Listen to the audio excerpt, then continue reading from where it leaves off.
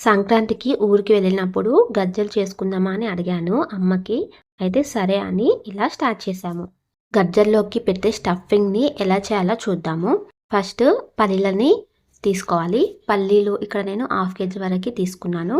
ఇలా కొలుచుకొని తీసుకుంటే quantity vice మనకి కరెక్ట్‌గా తెలుస్తుంది.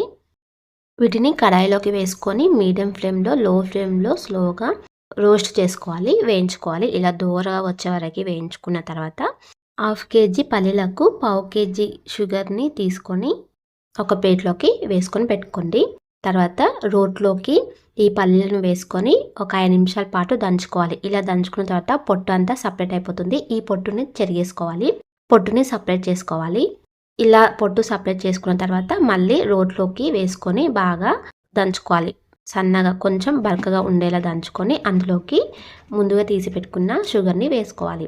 అలాగే అందులోకి సోంపు లేదా ఇలాచీ వేసుకొని దంచుకోవాలి బాగా. ఇప్పుడు కొన్ని వాటర్‌ని స్ప్రింకిల్ చేసుకోవాలి. ఒక టేబుల్ స్పూన్ అన్ని వాటర్‌ని జీలకరించుకొని ఇలా దంచుకోండి. కాసేపు దంచుకున్న తర్వాత ఒక ప్లేట్‌లోకి ట్రాన్స్‌ఫర్ చేసుకోండి. ఈ వీడియోలో ఓన్లీ స్టఫింగ్ వరకే చూపిస్తున్నాను.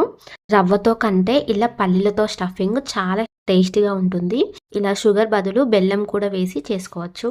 ఇప్పుడు పూరి ప్లేస్ తీసుకొని అందులోకి కవర్ని పెట్టుకొని ఆయిల్ స్ప్రెడ్ చేసుకొని కొద్ది కొద్దిగా పిండిని తీసుకొని ఇలా ప్రెస్ చేసుకున్న తర్వాత అందులోకి ముందుగా చేసి పెట్టుకున్న స్టఫింగ్ని యాడ్ చేసుకోవాలి. స్టఫింగ్ యాడ్ చేసుకున్న తర్వాత స్టఫింగ్ బయటకి రాకుండా హాఫ్కి ప్రెస్ చేసుకుంటూ హాఫ్కి ఫోల్డ్ చేసుకోవాలి.